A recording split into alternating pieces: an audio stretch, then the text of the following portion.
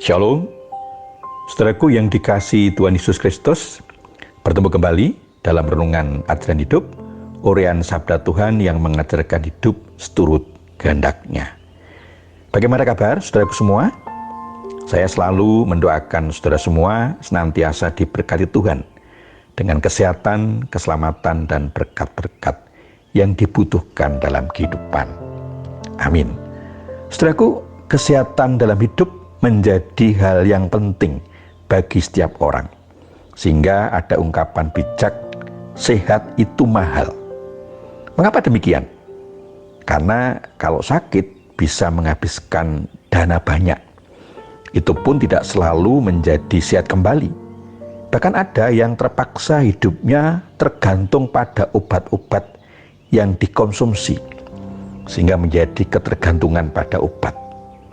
Tidak hanya itu, kalau sakit tidak bisa menikmati hidup, badan tidak enak rasanya, makan terbatas, dan tidak bisa merasakan nikmatnya makanan. Bahkan ada yang harus membatasi untuk tidak makan makanan tertentu. Tidak bisa pergi kemana-mana meskipun mempunyai semuanya yang dibutuhkan. Tidak selalu bisa menikmati, maka betapa berharganya sehat. Bagaimana agar kita tetap sehat atau kalau toh sakit, segera sembuh? Apa yang harus kita lakukan? Kita akan menemukan jawabannya dalam renungan ajaran hidup kali ini. Namun sebelumnya, mari kita mohon berkat Tuhan di dalam doa. Bapa di surga yang penuh kasih, terima kasih atas pemeliharaan dan berkat-Mu dalam kehidupan kami sampai saat ini. Kami akan menerima dan merenungkan sabda-Mu. Kiranya Roh Kudus memberi hikmat kepada kami agar kami dapat memahami, menghayati, dan dapat melaksanakan dalam kehidupan kami sehari-hari. Mohon ampun atas dosa-dosa kami, hanya di dalam Tuhan Yesus Kristus doa ini kami panjatkan. Amin.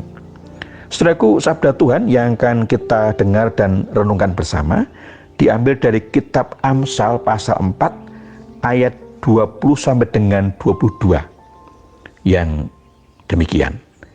Hai anakku, perhatikanlah perkataanku, arahkanlah telingamu kepada ucapanku.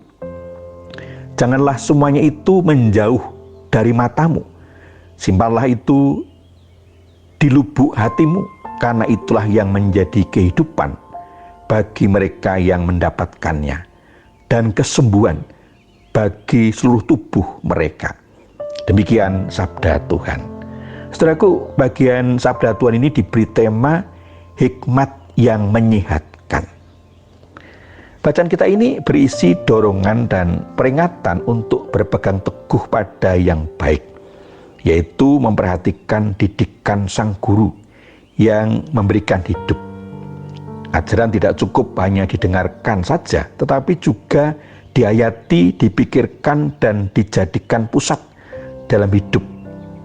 Pengajaran itu tidak boleh meninggalkan si murid, tetapi harus tetap diperhatikan dan dipelihara dalam lubuk hatinya. Dalam kehidupan Israel kuno, hati sering dianggap sama dengan pikiran, karena salah satu fungsinya berpikir. Tetapi hati juga adalah organ sentral yang menentukan sikap hidup bahkan seluruh kegiatan manusia. Mencakup pemikiran, intelektual, dan seluruh keinginan serta emosi. Di dalam hatilah seharusnya pengajaran itu dipelihara dan dipertimbangkan. Dengan demikian pengajaran akan mengontrol pemikiran intelektual, seluruh keinginan, dan emosi. Jika pengajaran itu dipelihara dalam hati, maka sikap hidup dan seluruh tingkah laku murid dikontrol oleh pengajaran tersebut. Para murid harus memelihara pengajaran si guru, hikmat yang diberikan kepadanya, karena pengajaran itu identik dengan kehidupan serta kesehatan. Makna kata kehidupan memiliki konotasi yang sama dengan mendiami tanah, panjang umur, lanjut usia dalam hidup. Kata kehidupan juga tidak hanya bermakna umur panjang, tetapi termasuk semua berkat yang diinginkan dalam kehidupan di dunia ini. Sedangkan makna kesehatan mencakup kelepasan dari hal-hal yang buruk dalam kehidupan.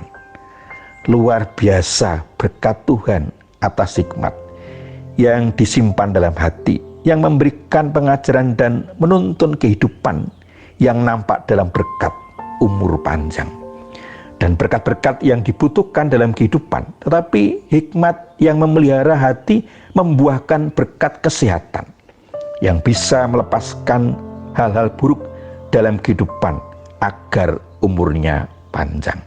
Saudaraku, menarik untuk dipahami lebih dalam. Ketika hati kita dikendalikan oleh hikmat dari Tuhan, menjadi hati kita sehat sehingga berdampak pada kejiwaan atau psikis. Kitab Amsal pasal 17 ayat 22 menegaskan, hati yang gembira adalah obat yang manjur, tetapi semangat yang patah mengeringkan tulang.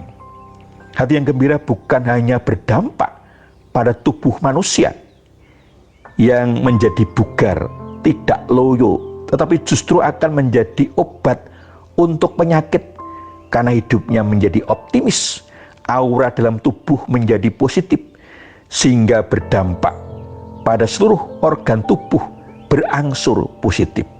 Sebaliknya, hati yang patah tidak semangat, mengeringkan tulang, sendi-sendi pokok yang menopang kehidupan tubuh mengering menuju kematian.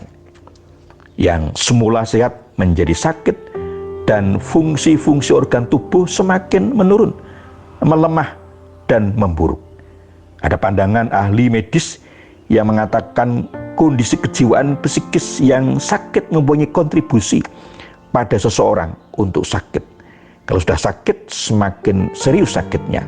Tetapi kondisi kejiwaan yang sehat menjadikan orang terjaga untuk tetap sehat, atau kalau sakit berangsur-angsur sembuh. Saudaraku, bagaimana agar kita menjadi orang berhikmat dan hidup senantiasa sehat?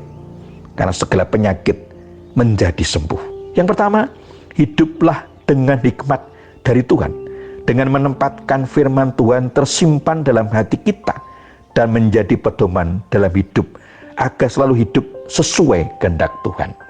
Yang kedua, biarlah hikmat Tuhan mengendalikan pikiran dan hati kita agar pikiran dan hati kita dibersihkan dari racun kehidupan yang mematikan dan menjadi bersih, jernih, sehingga segala sakit penyakit disembuhkan dan hidup senantiasa sehat. Tuhan Yesus memberkati. Amin. Mari kita berdoa.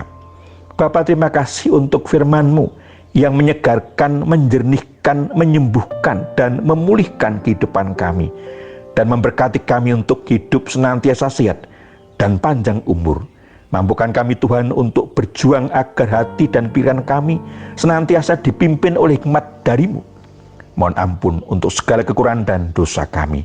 Hanya di dalam Tuhan Yesus Kristus doa ini kami alaskan. Amin. Saudaraku, demikian renungan ajaran hidup. Kita akan bertemu kembali dalam renungan ajaran hidup selanjutnya. Tuhan Yesus memberkati. Amin.